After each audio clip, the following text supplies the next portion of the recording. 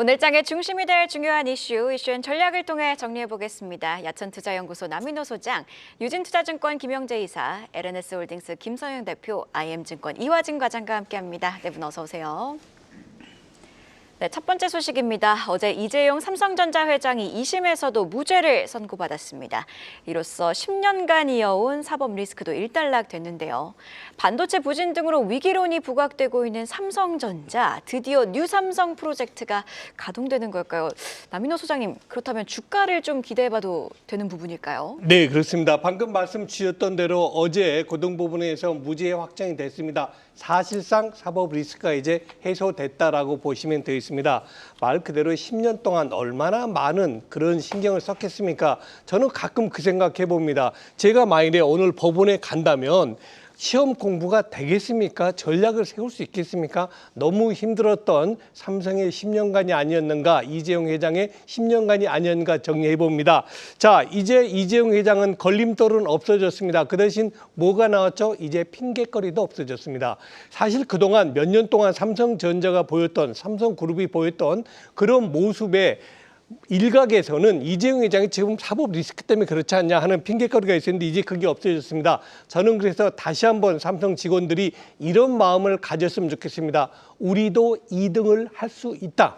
아마 그 누구도 10년 전에는 삼성이 2등을 한다. 반도체에서 그것도 그 상상도 못했을 겁니다. 그러나 작년에 2등 했지 않습니까? 저는 그래서 이번에 정말 삼성은 다시 한번 새롭게 새로운 기업으로 태어난다는 그런 마음 가지시길 바라고요. 제가 금년에 가장 관심 있는 업종은 두 가지인데요. 삼성은 이제는 반도체냐 AI냐 바이오로직스냐 요 셋 중에서 반드시 하나 내지 두 개를 성공시켜야 됩니다. 그러려면 뭐가 필요합니까? 삼성전자하고 저는 삼성 바이오로직스를 관심을 가져가지고 여기서 다시 한번 옛날 삼성의 그 영예를 명광을 되찾지 않으면은 삼성이 힘들어진다. 저는 그래서 정리하겠습니다. 삼성의 투자 전략은 세상에 없는 기술을 만들었던 삼성전자 다시 한번 일어나길 간절히 바라겠습니다. 예, 말씀대로 국내 대표 기업 삼성이 살아나야 우리 시장도 살아날 수 있다 이렇게 보는 투자자들이 많을 겁니다. 다음 소식 보시죠. 오픈 AI의 샘 올트먼 CEO가 방한을 했습니다. 오늘 최태원 SK 회장 그리고 정신아 카카오 대표 등과 만나서 AI 협력 이런 것들을 논의할 예정인데요. 특히 카카오와 동맹 소식이 전해지면서 관심이 쏠리고 있죠. 자세한 내용 좀 알아보겠습니다. 김선영 대표님 어떤 내용들 저희가 알고 가야 됩니까? 일단 어저께 주가가 바로 반응을 했습니다. 네. 일단 샘 올트만이 오늘 우리나라를 방한하는 걸로 알고 있고요. 오늘 우리나라 잠깐 찍고 이제 바로 또 인도로 넘어가는 걸로 알고 있는데 일단 어제 일본에서도 여러 가지 이슈가 나왔죠. 소프트뱅크와 함께 뭔가 또 하나 만들어서 하겠다는 그런 내용이 나왔는데 기왕에 우리나라에서도 하나 만들어가지고 국내 그 법인 하나 만들어줘도 좀 좋지 않을까라는 그런 그 가능성도 사실 있다는 얘기들 들리고 있지 않습니까? 네, 할 필요가 있죠. 왜냐하면 이제 삼성전자와의 어떤 관계도 있고 SK하이닉스도 있고 사실 되게 칩을 만드는 중요한 기업들이 우리나라에 많기 때문에 그렇죠. 좀 했으면 좋겠다는 생각을 좀 많이 가지고 있습니다. 어쨌든 이제 삼성과 SK하이닉스는 사실 뭐 그동안 얘기가 많이 나왔기 때문에 이 얘기는 뭐 앞으로 돌아간 얘기 좀 보면 될 것 같고요. 중요한 포인트는 일단 카카오, 제가 사실 어저께 네이버 카카오 두 개를 또 결정하라고 이제 네이버에 조금 더 무게를 두셨던 모습도 제가 그렇죠, 네 맞습니다. 네, 그런 가운데 사실 근데 요 이슈가 나왔다 하더라도 사실 저는 아직까지 네이버입니다. 왜냐하면 이제 카카오한테 좋은 이슈가 나온 게 맞긴 맞아요. 네. 근데 일단은 뭐 어저께 이런 얘기가 나오더라고요. 오늘 사실은 이제 샘 올턴이 와가지고 스타트업 개발자 100여 명과 함께 비공개 기술 워크숍이죠. 이제 빌더랩을 한다라고 합니다. 그래서 여기서 이제 진행이 되는 그 호텔이 있는데 그 호텔에서 똑같이 카카오의 정신화 대표를 만난다고 해요. 근데 깜짝 미팅을 할 거다, 뭐 깜짝 여기에 이제 등장할 거다라고 이제 전해졌다라고 하는데 이미 다 알려졌기 때문에 사실 깜짝은 아닌 것 같고 어쨌든 이제 이미 일정이 확정이 된 것 같습니다. 그래서 오늘 두 분이 같이 아마 이제 원샷을 잡힐 것 같은데 이게 원샷 잡히는 게 중요한 게 아니고 이제 우리가 제가 보통 이제 어떤 기업이 MOU를 체결했을 때 MOU 신경 쓰지 말란 말씀을 드렸거든요. 저 사실 MOU 엎어진 거 정말 많이 봤기 때문에 MOU가 중요한 게 아니에요. 그리고 이제 이 두 분이 원샷에 잡히는 게 중요한 게 아니고 어느 정도 사업으로 이제 긴밀하게 엮일지 그리고 이제 카카오가 얼마나 이제 이 챗 GPT 샘 올트만한테 중요한 역할을 할지가 되게 중요합니다. 뭐 오히려 저는 그냥 방문해서 만나는 게 아니고 카카오 정신화를 만나기 위해서 우리나라에 올 정도가 돼야지 카카오한테 좋은 소식이 될 거다라는 게 사실 이제 좀 정확하게 좀 드릴 말씀인 것 같은데 어쨌든 좋은 내용이죠. 카카오도 좀 뭔가 살아날 수 있을 만한 지금 최근에 이제 AI 쪽으로 많이 러시를 하고 있고 최근에 자체 서비스죠. 이제 카나나도 좀 오픈을 하면서 이제 올해는 조금 뭔가 기대를 해볼 수 있을 만한 내용이 나올 수 있을 것 같은데 사실 되게 많은 투자분들이 고통을 받고 계세요. 카카오는 거의 뭐 그렇죠. 10만 원이 4만 원이 됐으니까요. 그렇죠. 이게 주가 생각하면 진짜 마음만 아픈데 사실 제주도에도 이게 손실을 보고 있는 친구들 되게 많고 이제 매도도 못해요. 사실 이거를 갖다가 뭐 매도하고 딴 걸 바꾸라고 하는 건 정말 되게 이거는 말도 안 되는 얘기이기 때문에 매도 못하고 그대로 이제 끊고 앓고만 있는데 일단 이런 좋은 소식들이 좀 계속 쌓이되 이런 소식을 넘어가지고 실제로 정말 이제 이렇게 온 김에 만나지 이게 아니고 진짜 카카오 이제 정신화 대표를 만나기 위해서 우리나라에 방한할 수 있을 정도의 어떤 중요한 얘기들이 좀 오가면 사실 제일 좋을 것 같다는 생각이 좀 들긴 됩니다. 하지만 어제 주가가 좀 많이 올랐잖아요. 그래서 오늘 추가적으로 주가가 올라갈지 안 올라갈지는 어떤 내용이 나오냐에 따라서 좀 달라질 수 있을 것 같고 내일 이후에 카카오 주가도 그 내용과 좀 연결을 해볼 필요가 좀 있을 것 같습니다. 근데 기왕이면 앵커님 말씀하신 대로 오픈 AI의 이제 한국 법인 지금 이제 아시아에 제가 알기로는 이제 일본이랑 싱가포르 두 개 있거든요. 네. 우리나라도 충분히 있을 법 싶어요. 오히려 싱가포르보다 우리나라가 나은 것 같은데라는 생각도 하긴 하지만 그 법인 얘기가 나오게 되면 앞으로 좀 뭔가 카카오의 긴밀한 어떤 얘기들이 오갈 수 있기 때문에 그 부분도 한번 체크해 보시면 좋을 것 같고요. 카카오 힘드시겠지만 일단 지금은 뭐 괜히 막 손절 이런 거 생각하지 마시고 하지만 지금 추가 매수도 아닙니다. 일단 지금 좀 상황을 좀 지켜보신 다음에 추후에 흘러간 얘기를 좀 지켜보시면서 투자를 해보시면 좋을 것 같다는 말씀 드리겠습니다. 이게 오픈 AI의 추가 뭐 법인 설립, 한국에 대한 다른 뉴스가 나오기 전까지는 카카오는 지금 이 뉴스는 어느 정도 반영이 된 걸로 봐야 된다라고 보시는 것 같은데 네, 그렇죠. 또 하나 봐야 될 게 오늘 아마 SK 삼성전자 임원진 회동이 있을 것 같아요. 그렇게 되면 카카오가 어제 올랐던 흐름들 SK라든지 삼성 쪽에 반영될 가능성 이런 것들도 오늘 장에서 좀 생각해 볼 만 하겠습니까? 근데 사실 뭐 카카오랑 삼성전자와 SK하이닉스가 세물턴이 방한했다고 올라갈 만한 기업은 아니죠. 사실은 이제 덩어리가 큰 기업이기 때문에. 그래서 사실 방한한다고 했었으면 어제 올라갔었어야 됐고 사실 어제 삼성 같은 경우는 어제 좋은 소식이 많이 나왔잖아요. 네. 근데 어제 주가는 그냥 조용했습니다. 그렇기 때문에 일단은 뭐 요 소식 가지고 올라갈 만한 덩치가 있는 기업들은 아니지만 와가지고 충분히 얘기를 통해 가지고 뭔가 앞으로 이제 사업을 계속 구상하는 그런 면모를 보여주는 건 좋은 것 같아요. 근데 뭐 워낙 많이 만나고 있잖아요. 두 기업 그렇죠. 같은 경우. 그래서 이제 요거 가지고는 뭐 두 기업의 이제 주가가 올라가면은 저는 사실 개인적으로 좀 자존심 상합니다. 그래서 놀라운 뭐, 일이다. 그죠? 네, 그런 내용 아니기 때문에 일단 그 두 기업은 그냥 계속 앞으로의 관계를 보시면 될 것 같고요. 제일 중요한 건 카카오 같은 기업들한테는 좀 많이 도움을 줄 필요가 좀 있을 것 같아서 좀 되게 좋은 소식이 아닌가라고 생각하고 있습니다. 네, 결국 올트먼이 카카오와 만나서 어떤 동맹을 발표하는지 어떤 협업 내용을 발표하는지 계속해서 오늘장 주시해 봐야겠습니다. 새로운 소식 나오는 대로 바로 전해드리도록 하겠습니다. 자, 이어서 어제 시장에 화두가 됐던 이슈죠. 마기상어, 동해 울릉분지 일대에서 추가로 발견된 유망 구조 중에 예상 매장량이 가장 많은 지점에 마기상어라는 이름이 붙은 건데요. 덕분에 어제 석유, 가스주 일제히 급등을 했습니다. 국민의힘에서 추경을 통해 대왕고래 프로젝트 예산을 복구하겠다며 더욱더 관심을 받고 있는 상황인데요. 이화진 과장님, 대왕고래 관련주들은 어떤 주가 전망 예상 가지고 계신가요? 저는 일단은 1차 시추 결과가 나와봐야 그에 대한 이제 용서성을 좀 보여줄 수 있다고 생각을 하고 있습니다. 물론 이제 기존에 이제 우리가 이제 국회에서 이제 예산을 못 받았죠. 원래 시추 1차에 드는 비용 자체가 한 1,100억 정도가 듭니다. 그거 이제 5대 5였죠. 정부에서 50%, 나머지 50%가 이제 한국석유공사가 이제 자금을 이제 조달하게 되고, 물론 이제 8억밖에 이제 받지는 못했고, 이제 뭐 앞에서 이제 추경해서 이제 예산을 좀 받을 수 있다고 생각을 하고 있는데, 애초에 뭐 한국석유공사도 이제 지난달에 이제 회사채 이제 발행을 통해서 한 대략 한 5,900억 정도의 이제 자금 조달을 해야 되지 않을까 좀 생각을 하고 있습니다. 물론 어제 이제 노르웨이에서 온 이제 웨스트 카펠라우가 이제 부산항에 도착을 했습니다. 이제 1차 시추 마무리가 됐고 아마 5월이나 이제 6월쯤에 이제 중간 결과 발표가 좀 나오지 않을까 생각을 하고 있는데, 만약 여기서 이제 결과가 잘 나오게 되면은 시추 2차부터는 대략 한 5천억 정도 이상의 이제 자금이 필요하게 됩니다. 한 강구마다 1,000억씩 드는데 한 5강구에 대한 조사를 해야 되는 상황이기 때문에, 만약에 여기서 이제 실제로 우리가 이제 메이저 오일사인 뭐 엑슨모빌이나 이제 아람코와 같은 회사들이 실제로 여기에 자금이 들어오느냐 여부가 저희 굉장히 좀 중요하다라고 좀 볼 수가 있는 상황이고, 물론 예전에 가이아나나 이제 수리남 같은 경우도 실제로 탐사하는데 한 10년 이상이 걸린 상황이기 때문에 그만큼 우리도 상업화하는데도 2035년을 좀 기준으로 보고 있습니다.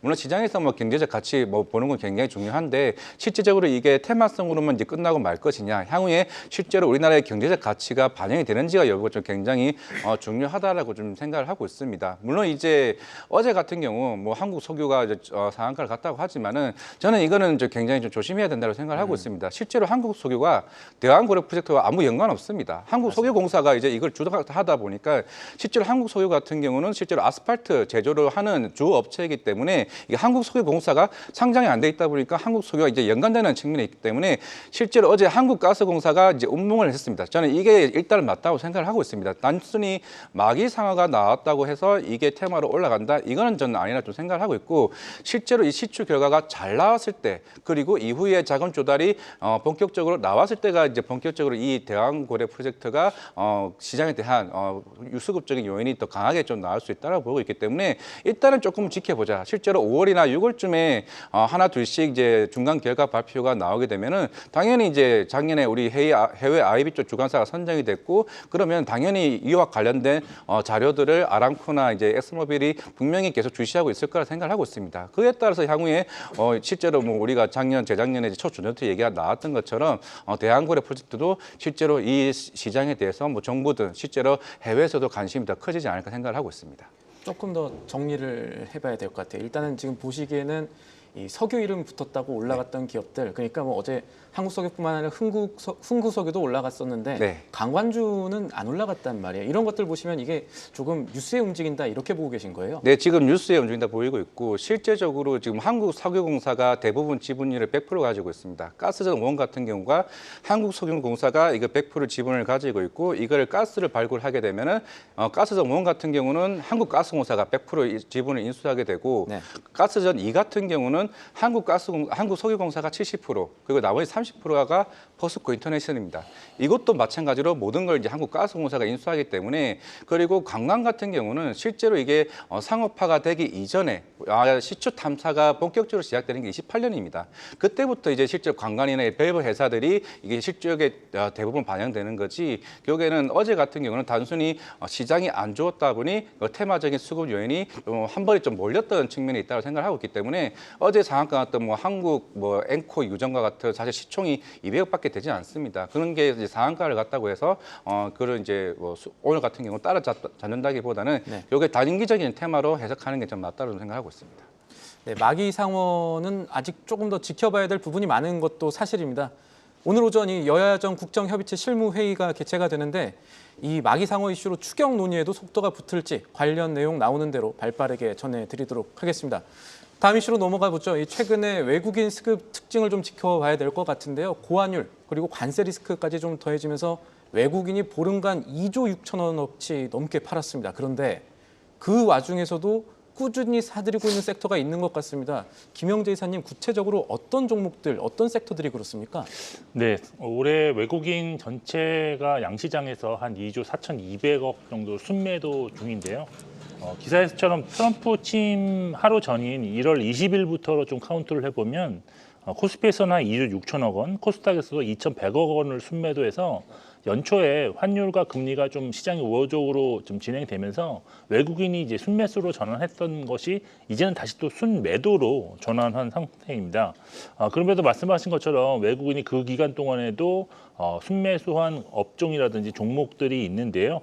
먼저 이제 코스피에서 순매수 금액이 좀 큰 종목 순서로는 두산 에너빌리티를 956억 원, 그리고 네이버 777억 원, 한미반도체 657억 원, 현대글로비스 순으로 매수했는데, 제가 볼 때는 외국인의 어떤 정말 매수 강도를 보기 위해서는 시총 대비 얼마를 샀냐가 더 중요하지 않나 생각해서 이것도 따로 한번 조사를 해보니까 두산을 의외로 거의 1% 가까이 지분을 확보를 했고요. 한미반도체와 두산 에너빌리티는 한 0.64%, 그리고 현대글로비스는 0.55%를 순매수했습니다. 코스닥에서는 이제 카페24를 391억 원을 순매수했는데, 이것이 시총 대비로는 무려 3.4%라는 상당히 강한 매수세가 유입되고 있다라고 보시면 될 것 같고요. 그 다음으로 이제 BHI, 성광밴드, 테코잉, 레이버 로보티스 등으로 순으로 지분율이 좀 높아졌다라고 보시면 될 것 같습니다. 업종별로 좀 이것을 좀 구분해 보면 결국 원자력이라든지 자동차 부품, 방산, 로봇주를 순매수했다고 볼 수밖에 없을 것 같은데, 지금 기사에서는 뭐 인터넷 업종에서는 뭐 네이버를 순매수했지만 카카오는 대량 순매도했다는 점에서 본다면 네이버 단일 종목을 사실 11월 이후 거의 1조 4천억 가까이 지금 순매수 중인데 이런 순매수하는 과정의 연장이었지 않나라고 보여서 뭐 중국의 딥시크 관련 뭐 반사 이런 거는 아직은 외국인이 생각하고 있지는 않은 것으로 저는 개인적으로 판단을 하고 있습니다. 여기서 이제 알 수 있는 점은 외국인은 여전히 트럼프 2기 시대의 수혜가 예상되는 업종을 여전히 선호하고 있다라고 볼 수밖에 없다는 점인데요. 원자력 같은 경우는 다들 아시겠지만 신재생 에너지를 대체해서 천연가스와 함께 이제 트럼프 시대 주력 발전원으로 사용될 것이 거의 확실시되고 있는 상황이고 또 자동차 부품 같은 경우는 트럼프가 이제 집권함에 따라서 전기차보다는 이제 미국 내수 1위인 GM이 좀 유리하게 될 것으로 보이는데 국내에서는 현대모비스가 GM과의 협력 관계가 가장 돈독하고 또 현대글로비스 같은 경우는 미주 수출 비중이 높다는 그런 것이 있기 때문에 수혜를 기대할 수 있는 상황입니다. 방사는 뭐 다들 아시다시피 미국이 이제 국방비를 이제 전 세계에 증액을 요구하게 될 것인데 자국 방어력 구축에 한국산 무기가 좀 사용될 수 있을 가능성이 높기 때문에 상당히 좀 지금 아직도 이제 수혜주로 구분되고 있고요. 또 트럼프 측근이 된 앨런 머스크 영향으로 자율주행 로봇 같은 경우도 성장을 기대할 수 있는 그런 산업입니다. 그 외에 뭐 조선 및 조선 기자재도 사실은 트럼프 시대 수혜 업종이는데 제가 볼 때는 단기 급등에 따라서 1월 20일 이후에는 약간 조금 관망하는 그런 모습이 좀 나타나고 있다는 거 보고 있는데 결론적으로 현재는 트럼프 수혜 업종에 대한 관심이 좀 더 이어져야 되는 시기다라고 볼 수밖에 없을 것 같습니다. 참고로 중형주가 이제 시총 100위 이후에 300위까지가 중형주인데 여기서는 산일전기화하고 이수페사시스에 대한 외국인의 순매수 강도가 좀 강하게 나타나고 있다는 점도 좀 알고 계시면 좋을 것 같습니다. 네, 지금 짚어주신 내용들 보니까 원자력, 자동차 부품, 방산, 로봇 섹터를 외국인들이 순매수했는데 그렇다면 이 섹터 중에서 개인적으로 좀 유망하게 보고 계신 섹터는 어디일까요? 사실 저 같은 경우는 이게 업종별로 구분해 보면 뭐 많은 종목이 이 업종 내에 포함되어 있지만 그래도 저는 원자력 같은 경우는 지금 포스닥도 그렇고 코스피도 그렇고 동시에 지금 업종이 지금 종목들이 선정되어 있는 종목들이 많습니다. 뭐 자동차 부품이라든지 방사는 어떤 거는 순매수하고 어떤 거는 순매도하고 이런 것이 좀 편차가 있었지만 원자력만큼은 일단 외국인들의 좀 순매수가 고르게 지금 나타나고 있는 것 같아서 전 개인적으로 원자력 쪽에 좀 더 장기적으로 좀 우호적인 그런 비율을 갖고 있는 편입니다.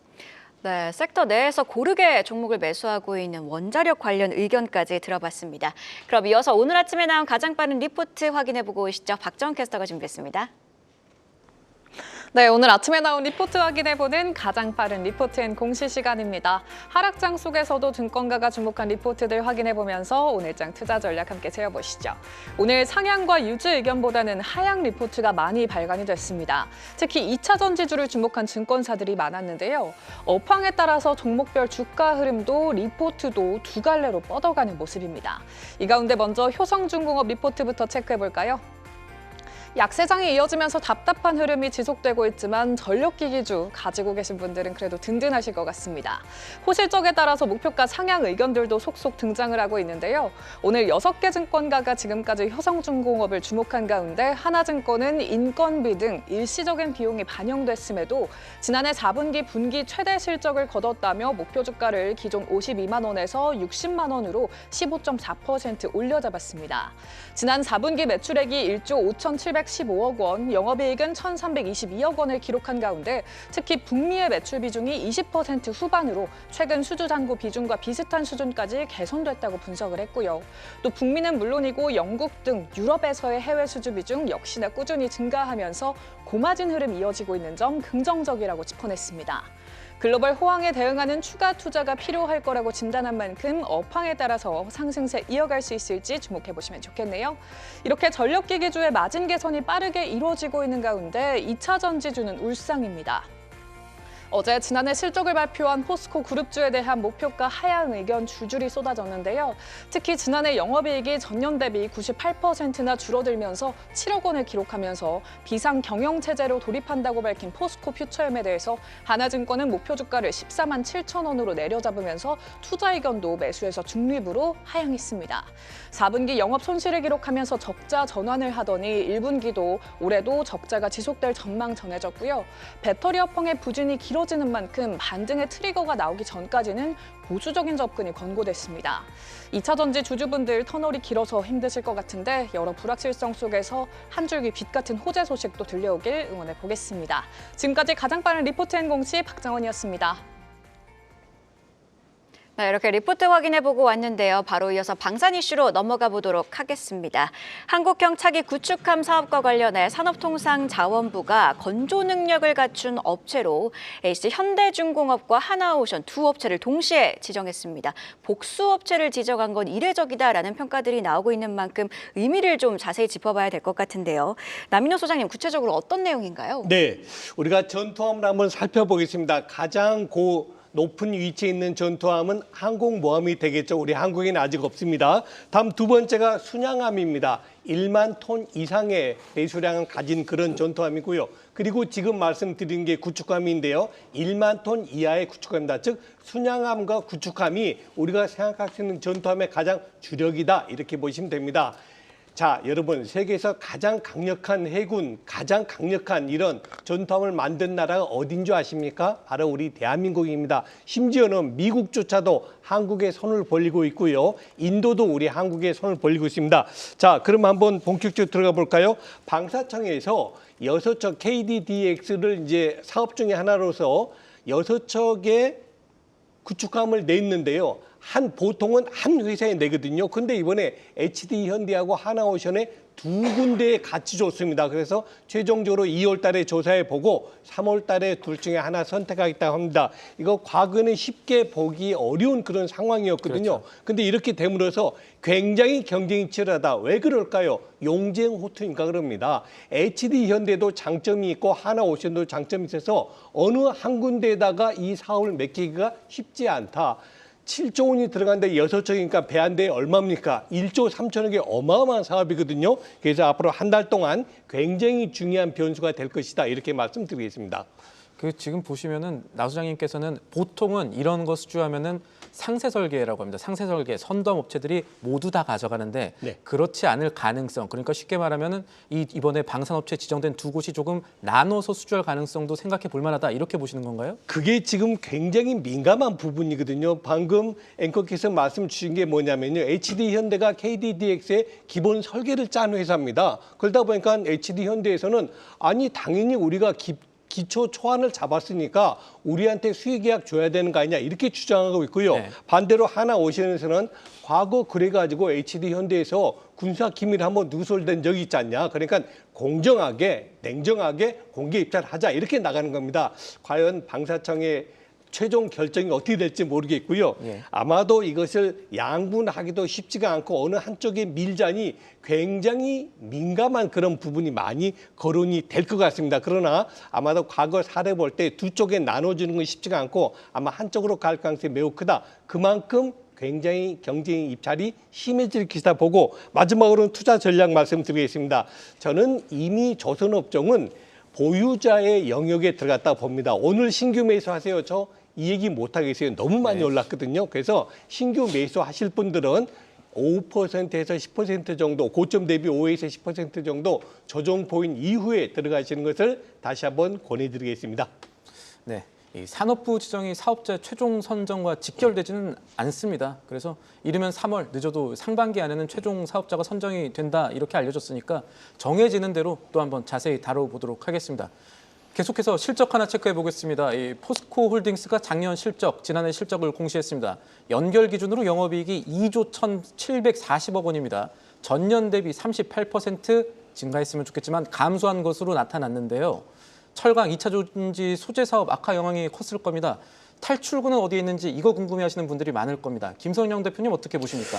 이게 포스코홀딩스를 사실 제가 몇 년 전에 한번 소개를 해드린 적이 있었어요. 근데 그때 왜 소개해드렸었냐면 그때 이제 2차전지 이런 거 전혀 안 할 때고 그때 당시에는 이제 일본이 우리나라의 반도체 주요 품목 3가지에 대해서 이제 수출 제한을 걸었었습니다. 근데 그때 당시에 포스코홀딩스가 그 중에서 하나의 희귀가스를 생산할 수 있다는 얘기가 나오면서 제가 좀 알아보니까 이제 포스코홀딩스가 철강을 생산하는 그 상황에서 되게 많은 부산물들이 나오고 이게 사실 매출화시킬 수 있는 것도 굉장히 많더라고요. 그래서 그러면서 그때 이제 소재 산업에 대한 어떤 얘기도 나왔었기 때문에 그때를 소개해드렸었는데 그때 가격이 딱 24만 원, 25만 원대였거든요. 그 후에 주가 되게 잘 갔습니다. 근데 그 이후에 주가가 좀 빠지길래 그래도 빠져도 뭐 괜찮다라고 생각하고 있었는데 딱 고가격까지 지금 내려와가지고 좀 되게 민망하면서도 제가 좀 드릴 수 있는 말씀은 그때 당시에 명확하게 말씀드릴 수 있는 거는 그때는 철강 위주의 회사였다라고 말씀드릴 수 있고 그 이후에 2차전지 소재라는 쪽에 진출했습니다. 그러니까 사실 이게 예전에 박태준 회장님 때로 이제 가서 볼 수밖에 없는데 그때부터 이제 포스코홀딩스는 이제 철강만 했었던 기업이었어요. 이제 그거 가지고 우리나라의 산업을 살린 기업이고 정말 역사와 전통의 기업이고 철강을 잘하는 기업이었는데 포스코가 사실 그동안 제일 고민했었던 부분이 뭐냐면 매출의 포트폴리오가 너무 없었다는 부분이었어요. 너무 철강에 몰빵이 돼 있기 때문에 이 경기에 따라서 움직일 수밖에 없었거든요. 근데 이제 2차전지 소재라는 산업에 이제 들어가면서 이제 회장이 바뀌었지만 철강 쪽 분이 들어왔지만 이 소재 쪽에 대해서 더 이제 신중하게 생각을 하고 중요한 포인트가 뭐냐면은 어떤 기업이든지 마찬가지인 것 같아요. 예전 테슬라도 마찬가지고 엔비디아도 마찬가지고 어떤 기업이든지 간에 우리가 사실 투자를 할 때 보면은 증권사 직원이나 아니면 투자자의 마인드로 투자를 하는 경우가 되게 많습니다. 근데 그럴 때 오히려 저는 매수하기 전엔 그게 맞아요. 분석을 해야 되기 때문에. 근데 매수하고 나서 내 계좌에 들어오고 나서는 오히려 내가 경영자의 마인드로 바꿔야 됩니다. 왜냐하면은 아무리 옆에서 그렇게 떠들어도 사실 그들은 그냥 그들 갈 길 가거든요. 그러니까 제일 중요한 포인트가 뭐냐면 2차전지 소재 쪽의 사업에 이제 손을 댔다는 부분이고 지금 다들 안 좋다라고 해요. 그래도 그런데도 계속 갈 거다라는 계속 거죠. 투자를 하고 경영자라면. 있죠. 예. 네, 계속 투자를 하고 있죠. 이게 예. 투자를 하는지 안 하는지 포인트가 진짜 중요합니다. 왜냐하면 예전에 태양광 사업을 했었을 때, 그때 중국이 들어왔을 때 우리나라 완전 싹 망하면서 태양광 사업을 때 다 접었거든요. 그때부터 이제 아예 세태기로 들어갔고 우리나라가 좀 많이 쳐졌는데 지금 보시면은 뭐라고 하든지 간에 이 포스코홀딩스도 마찬가지고 에코프로도 마찬가지지만 계속 투자를 하고 있습니다. 연구 개발하고 있고 계속 업황을 견디려고 하는. 네, 버티고 있는 상황이죠. 그래서 사실 근데 저는 이렇게 말씀드리고 싶은 게 이 리스크 관리하는 이 부서에 있는 분들이 바보가 아니에요. 이 회사의 미래를 책임지고 있는 분들이기 때문에 이분은 정말 똑똑한 분들의 거의 뭐 극단에 있는 분들이 여기 있고 정부의 극단에 있는 분들이 있기 때문에 이 기업들이 이렇게 노력하는 부분을 봐야 됩니다. 그리고 제가 보통 이런 말씀 많이 드리죠. 실적 분석할 때요. 어설프게 배우면은 중요한 포인트가 있습니다. YOY 함정에 빠지지 전년도에. 마라고 말씀을 드리는데 23년 괜찮았어요. 그러니까 24년도에 그것보다 더 괜찮지 않으면은 실적이 꺾일 수밖에 없거든요. 자, 그럼 이걸 역으로 생각해 볼게요. 작년에 죽을 썼죠, 속된 편으로. 자, 그러면 이제 올해는 조금이라도 괜찮은 모습 보이면은 YOY 숫자를 확 개선되는 모습을 보일 겁니다. 기저효과 말씀하시는 거예요? 맞습니다. 지금? 정확히 기저효과를 얘기를 한 거고 그리고 제일 2차전지는 제일 중요한 포인트가 사실 이 치킨 게임을 누가 먼저 시작했냐? 테슬라 일론 머스크가 시작했죠. 뭐라고 얘기했냐면은 난 당분간 시장 점유율을 위해서 마진율 포기하겠다. 그 얘기가 시작되면서부터 사실 전기차의 치킨 게임 시작됐는데 최근에 일론 머스크가 뭐라고 했냐면은 이제는 보조금 필요 없는 것 같은데. 그 얘기가 뭐냐면은 이게 이제 더 이상 보조금이 없이도 2차전지 산업, 그 전기차 산업은 알아서 이제 생존할 수 있는 상황이 됐다라는 걸 의미합니다. 그래서 저는 오히려 이제 올해가 이 분위기가 좀 많이 전환될 수 있는 그런 시기라 보고 있고 배터리 가격은 이제 많이 하향 안정화되고 있는 거지 떨어지는 게 아니에요. 이게 2023년도, 22년도 그때 보면은 러시아 우크라이나 전쟁 때문에 원자재 가격이 올라가면서 배터리 가격이 잠깐 떴을 뿐이지 그 전해를 보면은 계속 하향 안정화되고 있었습니다. 그렇기 때문에 오히려 이건 떨어지는 게 아니고 원래 이제 균형 가격 찾아가고 있다 보시면 되기 때문에 오히려 저는 올해가 중요한 포인트인 것 같고 YOY 신경 쓰지 마시고 1분기까지는 어쩔 수 없습니다. 하지만 지금 그대로 투자는 이어가실 필요가 있다라는 말씀드리겠습니다. 네, 포스코홀딩스 비핵심 사업, 특히 61개 저수익 사업을 정리하고 신시장을 개척하겠다는 목표를 내놨습니다. 하루빨리 길고 길었던 위기 속에서 재도약할 수 있길 진심으로 응원해 보겠습니다. 다음은 오늘장 종목 전략 이어가도록 하겠습니다. 이화진 과장님께서 큐렉소 대 고영 가지고 오셨는데 수술용 로봇 대전의 승자는 어느 쪽일까요? 둘다 전 세계적으로 좋나요? 네, 둘 다 저는 좋다고 생각을 하고 있습니다. 물론 이제 전 세계적으로 유명한 회사가 이제 미국의 이제 인투이티브 이제 서지컬이죠. 이 회사가 2007년도에 시총이 12조였습니다. 지금 한 250조까지 이제 올라왔습니다. 물론 이제 상반기에 다빈치 5.0이 이제 신제품이 출시하긴 하겠지만은 보통 복강경 수술 로봇 하나가 대략 20억에서 30억입니다. 이게 로봇이 한 대만 판매해서 되는 게 아니라 1년간 연간 유지 비용이 2억에서 2억 5천입니다. 그만큼 뭐 수술을 한 10번이나 하거나 15번 하거나 한 번 할 때마다 이제 부품을 계속 이제 교체해줘야 되는 우리가 흔히 알고 있는 미용기기 이제 부품 회전율이랑 좀 비슷하다 보시면 될 것 같습니다. 최근에 고영이 설 이전에 이제 미국의 뇌수술 관련 로봇이 FDA 이제 승인을 받았습니다. 그러면서 이제 로봇 시장에 대한 개척도 그만큼 이제 북미 시장이 일단 수술용 로봇 시장이 굉장히 큰 시장이라 좀 보시면 되고 아까 다빈치 로봇 얘기했지만은 실제로 미국의 대형 병원에 80% 이상이 좀 들어갔다고 볼 수가 있습니다. 왜 수술용 로봇을 병원에서 많이 쓰느냐? 그만큼 그만큼 정확도와 수술의 성공에 대한 확률이 굉장히 높기 때문에 좀 볼 수가 있을 것 같습니다.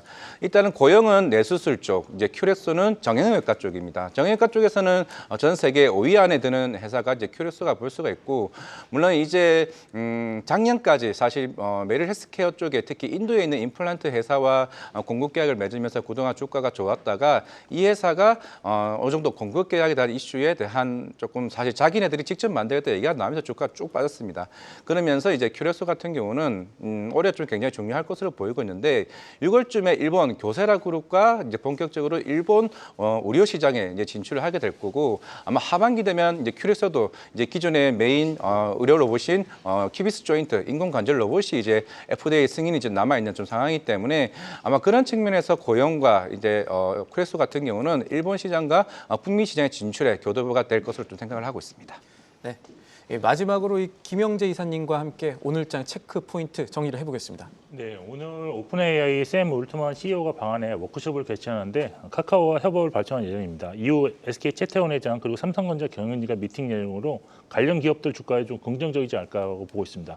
오늘 보험 플랫폼 기업 아이지넷과 2차 전지 검사 솔루션 제공업체인 PI가 코스닥에 상장하는데 두 종목 중에서는 좀 PI에 대한 관심이 더 많은 상황이지만 어제 상장한 삼양 NCK처럼 상장 당일 후반부로 갈수록 약한 주가 흐름도 고려한 접근이 필요하지 않을까라고 보입니다. 오늘 실적 발표 기업은 하나금융지주, HD 현대마리솔루션 등 여러 기업이 또 있다는 점 참고하시면 좋을 것 같고, 어제 시간의 특징주로는 중국 딥시크 등장에 따른 반사회기 기대감에 지속된 피델릭스가 상한가, 그리고 중국 후견 불공정 거래 예비 판정과 관련해 크리스탈 신소재가 또 역시 상한가, 그리고 오픈 AI CEO 방한과 딥시크 반사 기대감이 있는 폴라리스 AI가 4.6% 상승해서 이들 종목은 오늘 정규 시장에서도 좀 강세 가능성이 있다는 점도 참고하시면 좋을 것 같습니다. 네, 이슈엔 전략 네 분의 전문가와 함께 개장 전 꼭 확인해야 할 뉴스들 체크하고 전략까지 세워봤습니다. 고맙습니다.